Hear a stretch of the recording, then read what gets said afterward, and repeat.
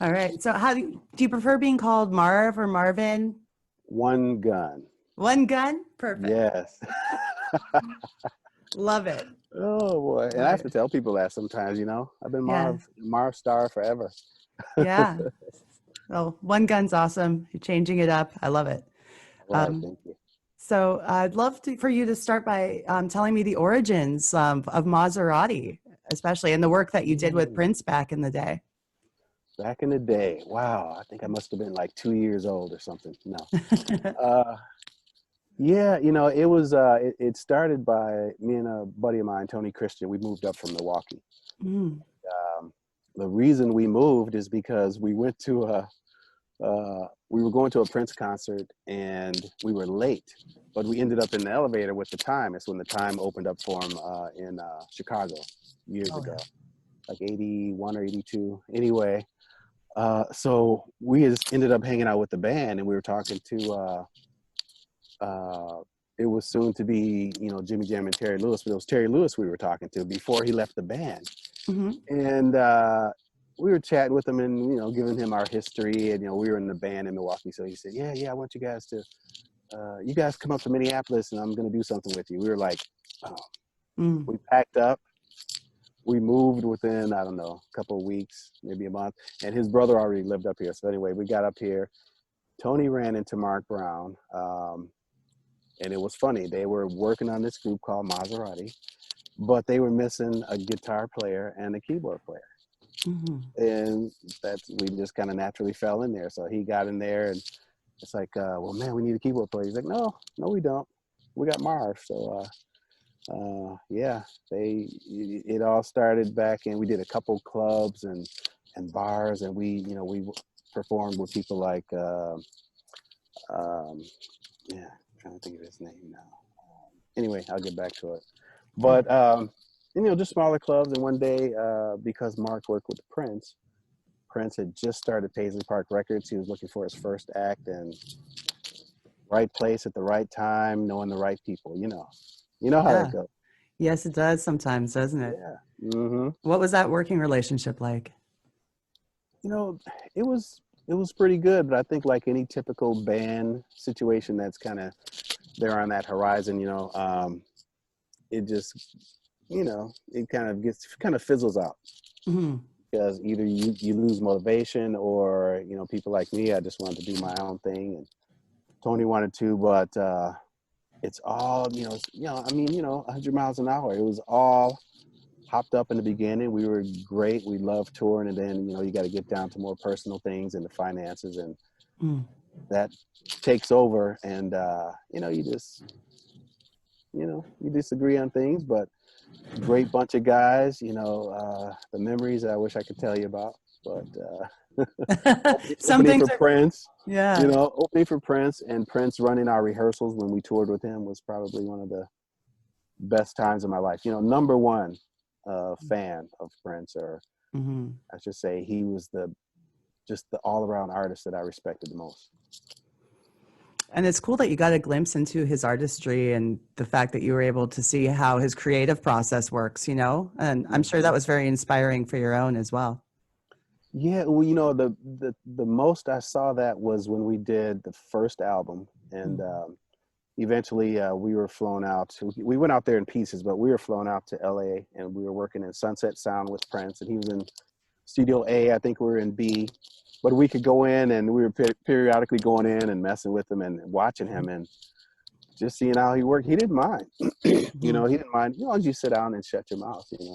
Yeah. But he didn't mind you being in there and watching him, and I'm like, wow, yeah, it's just amazing. He had ambiance and everything, and he ran everything himself, so there was no engineers, just him and a couple of us straggling in from Maserati. Mhm. But yeah, to me it was great, great. Well, I'm glad you got to be a part of that. Yeah. Absolutely. Now, from there, how did the wild pair come into being? Well, we left Maserati. I was actually the first one to leave, and Tony followed me, and we started doing our own stuff. And we knew some engineers that had built studios, so we were in the studio writing new music. And this up and coming producer named Oliver Lieber was also using that studio. And if you know studios, they like to play like, let me play you something I just did with this other band, Yeah. just to entice you. Maybe they want, they want you to rent the studio. And he was playing our stuff for Oliver Lieber. And that was right before, it was actually right when Oliver started, because his dad was Jerry Lieber. I'm a little all over the place. His dad was Jerry Lieber, so he's a descendant of a great writer. Okay. And we started talking. He gave him our number and stuff, and we started talking. And the first thing we did was we had a track in a movie called Bright Lights, Big City with Michael J. Fox. I remember that movie. Yeah. Yeah. And I always joke about it because they just start to play our song, and he goes into the bathroom and has a cocaine nosebleed. Yeah. I don't know if you remember that. So he closes the door, closes out the music. But we're like that. That was pretty cool. So from there, he got in contact. Somehow he got in contact with Paula Abdul, and she was just getting into the already a great dancer, but getting into the singing and music production realm. And we were there to do all the, he's got to submit something to her. So I did a lot of the singing, and Tony did the background. So she basically liked what he did off of us singing the lead tracks and his production skills. And it was, it was off and running. Wow. Yeah. So that was like the first time you got to work as the wild pair with another artist was with Paula? Yes. Through Oliver? Yep. Okay. That's how the wild pair became, because we were just Mara and Tony. So Yeah. and we went through a couple names. We ended up on the wild pair, and we got signed to Capitol Records during the Paula transition, but things happen, and that happened. So it was kind of like, just once again being in the right place at the right time. And I think that happens to a lot of musicians. If you're, you just got to catch somebody's eye. And I mean, the odd connection of meeting Oliver Lieber just by being in the same studio, you know what I mean? That's still to this day, I'm really enjoying having done that. It's what I mean. Yeah, absolutely. Absolutely. Yes. I mean, that's the first instance I remember of animation being brought into front and artist. Do you know what I mean? Like, since then we've had, up in Canada, we've had an act called Prozac that you possibly heard of. That was the animated duo, right? So this is obviously way before, and like me being a huge fan of Paula back in the day, I was really, really excited about MC Skat Kat. So what were the components of MC Skat Kat? Like, we obviously had animation, and then you gentlemen took care of the vocals and whatnot, but what came first? Like, how did that get put together? Music always comes first, and then you either you catch it right away, or at some point in time pretty early, it's like, we got to get a video, we got to get some visual out to meet with this music. And we were waiting to know, hear what was going to happen, so we got this single out and just released. I think it was doing okay. I don't know the timing of it, but we weren't really involved in their decision on the animation. I know that it came from it was a Gene Kelly movie where he danced with animation. I can't remember if it was I think it's a Little Mouse or something like Tom and Jerry, I think is what I think it was Tom and Jerry. Yeah. Yeah. And that's where they got that idea from. So, but see, nobody knew, so she made it look brand new, right? And she had a modern feel to it, and of course she's a great dancer. So when we saw it, I mean, how could you deny saying, man, I'm watching this, as long I'm singing, but her dancing and the animation that was put together was very entertaining. And I don't know where the video ranked, but I'm sure it's still one of the favorites, probably Paula's favorite, if you like Paula. Oh yeah, it's a legendary video, I think, in pop culture. Yeah, that's crazy, right? So I think, it must feel good that you were a part of that. So, like, obviously when you did all the vocals together in the beginning, you weren't aware, you just figured probably this is a duet, and then all of a sudden it became the cat. And plus you don't know how a song's gonna do. You're just doing songs. There's there's a collage called an album, Yeah. and then there's a couple tracks that are singles, and you think, these are going to be the big hits. So let's put these out there and really push them. And you just didn't know. So to us, we hit every song just like you're trying to throw a knockout punch. So That's right. yeah, and they all felt good, and we did not know just which one would surpass the other one. I thought "Forever Your Girl" maybe, the title track, but Yeah. yeah, Opposites was really different. Yeah. Obviously I like both tracks, but I mean, yeah, Opposites had something definitely special. Now, when you say you were doing the lead vocals and Tony was doing the backups, was that for every Wild Pair song, or was that, did you guys switch off? How did that work? Yeah, well, with Paula, I did co-leads. Actually, I sang the whole track, and they just took me out and put her in and made it a duet. So that was a surprise. Just so you know, we thought all of my lead vocals would come out and she would sing, her stuff. But, I sang lead on Opposite and background vocals with Tony, and then the other songs were background vocals. Okay, sweet.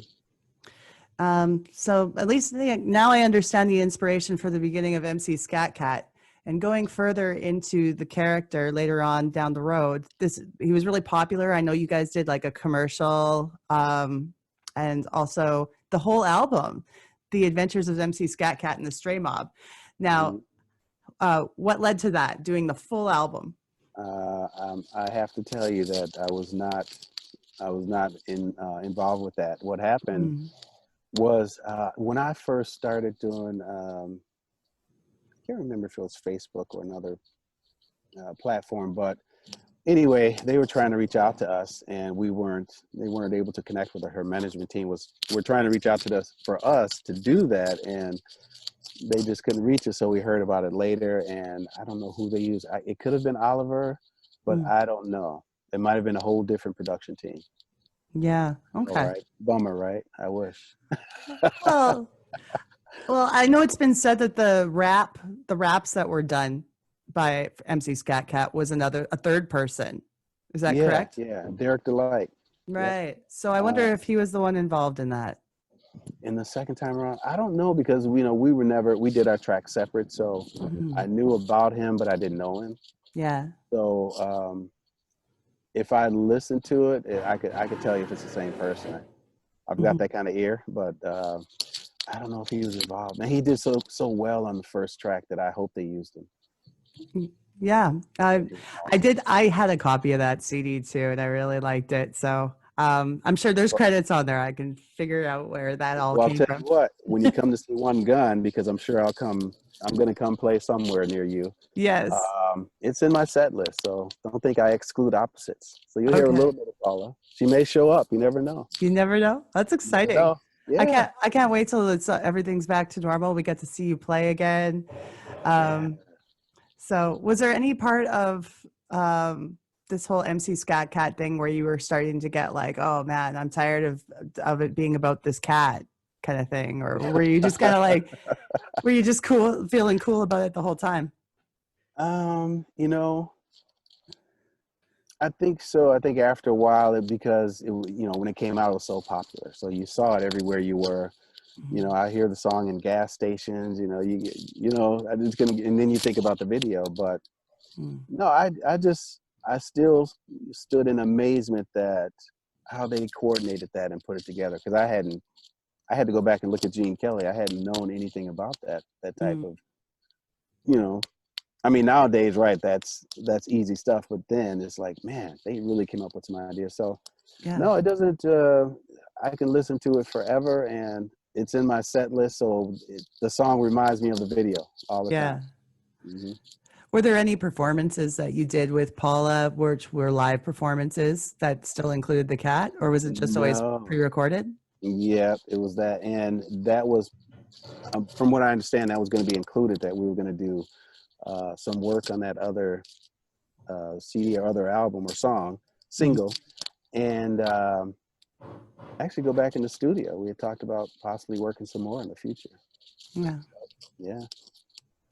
Now, going on into the future, you started working with an artist that I remember too from her first album, Stacey Earle. Yeah.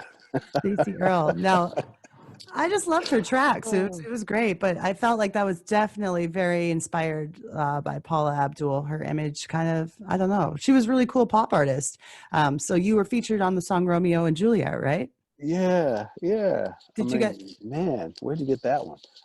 oh, I'm an encyclopedia of 90s I pop know. knowledge, man. Right, right. Well, that one was so fast and so quick. And next thing you know, we're doing this video that I didn't know who Stacey Earl was. I knew nothing about her. Um, I have to even think that that was potentially through Oliver. Mm-hmm. I'll have to go back. Don't quote me. But No, it's okay. yeah, that was such a one-off. It was crazy. I don't have a big memory of it, but I remember hearing the song. I think it charted. I'm not sure, but Mm-hmm. it was a fun song to do. Every Mm-hmm. artist we worked with was great to work with, and What are some other artists that you remember doing the projects with, recording, writing? yeah, yeah. Um, I'm still trying to think of that first one I was talking to you about, but one of my favorites was Jermaine Jackson. It didn't. I don't think it ever hit, but we were so in awe of each other because we we vocally sounded like each other. Oh, wow. Yeah, we were going to work on some background stuff. It might have come out, but it was for his up and coming CD.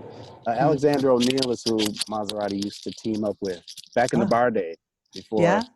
Yeah, we were a bar band, so that was really awesome. But with him, well, Stacey Earl and Paula. Mm-hmm.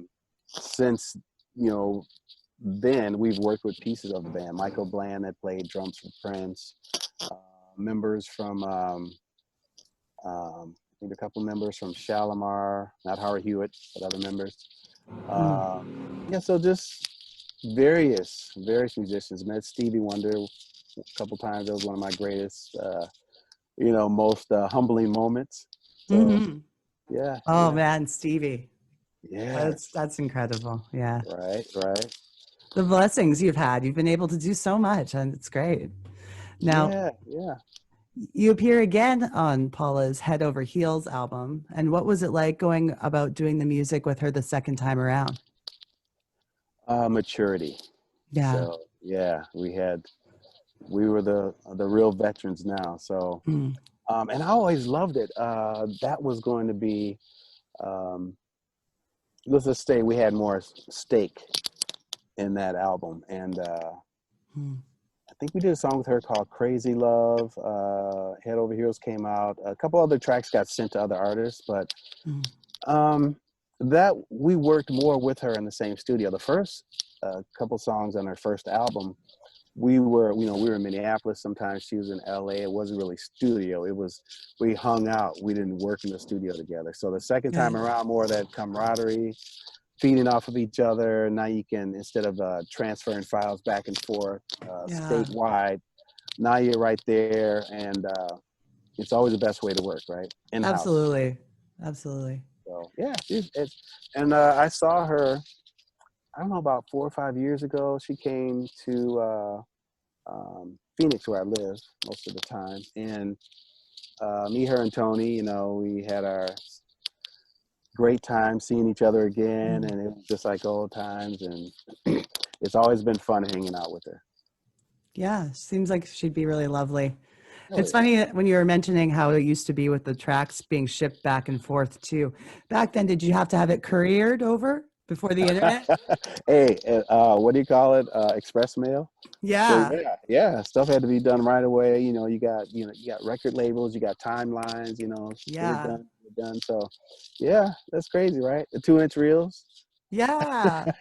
I missed the analog though. I took a recording course for a while, and although it was focused on digital, we definitely covered analog because nothing beats it, right? Yeah, No. and that's funny you say that, because when I record, you'll have a plug-in that has a digital or analog option. I'm like, I'm not hearing a real difference sometimes. No, it's So I'm like, not no, the this ain't what. same. No, no. But you know what?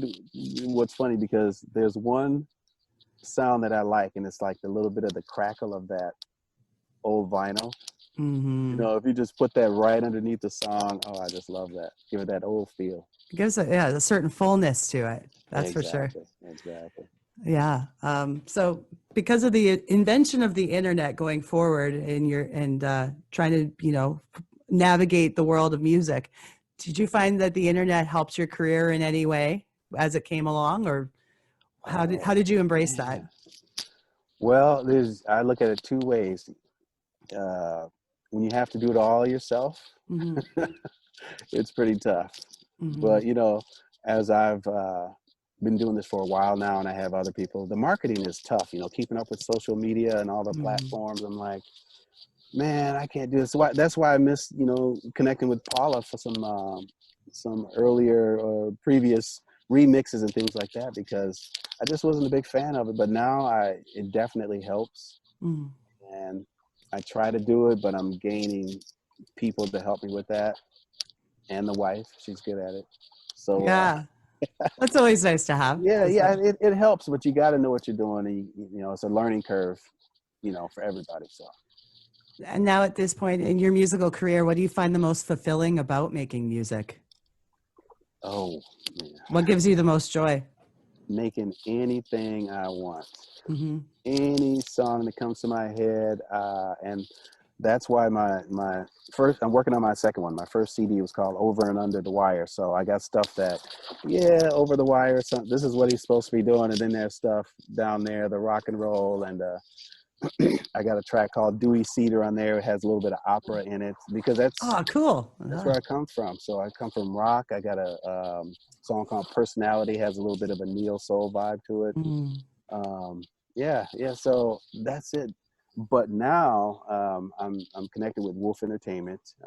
They're based out of Germany, and my second one now, my second CD, just getting to it, is okay. Now I'm finding a niche. I'm like, okay, this is where I want to play at, right? But I'll still swing at the balls up here, and I'll still swing at the balls down there. But this is I'm an R&B guy with a little neo soul and a little rock, and that's what Mazarati was. We were kind of a hard funk rock band. So I still hold true to that. That's if you could pick a track from your most recent work that we could share on the show, because I like to play clips of the music so that everybody gets to know what you're doing that's new and fresh, and your favorite. What would you like me to share with everybody? Well, it's got to be the most recent. So yesterday I just finished shooting the video for it. But my latest track, Be Cool Everybody, you got to check it out. Okay. Hopefully your listeners can check it out. It talks about, let's just say I had that song finished a week before the George Floyd incident or murder. And it doesn't speak to that specific incident, but it speaks to life in general today. And it has a good beat to it and a good message. So be cool, everybody. I'm going to share it. I'm going to share it on the show for you. As long as I have your permission to do so, I will do that. So everyone gets please do. And I hope you have like 8.5 billion listeners that can, we will now. chime in at the same time. I just have a few little silly questions, of course, to wrap things up. What food, clothing item, or toy, any kind of item from the 90s makes you nostalgic for that era? Oh, man. Well, let me think. From the 90s, were they still wearing bell bottoms? They were kind of wearing belt, like they came back for a bit, but they were more of almost like a boot cut, like a flare.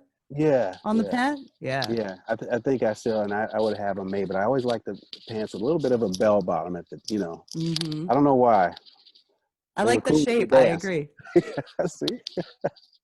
They look good when you dance in them. That's for sure. Yeah, you're right. Exactly.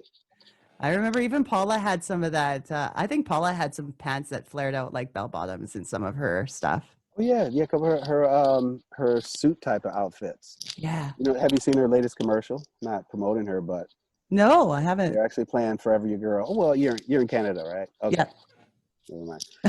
It may or may not be over there, but yeah, she's doing a commercial now, and I'm so distracted by Paula's back on TV and doing the snap. I don't even know what the commercial is for. But she's dancing with herself from the 90s. So I think it's modern day Paula dancing with, yeah. I gotta find that. Yeah. I would love that. Have you ever been to Canada?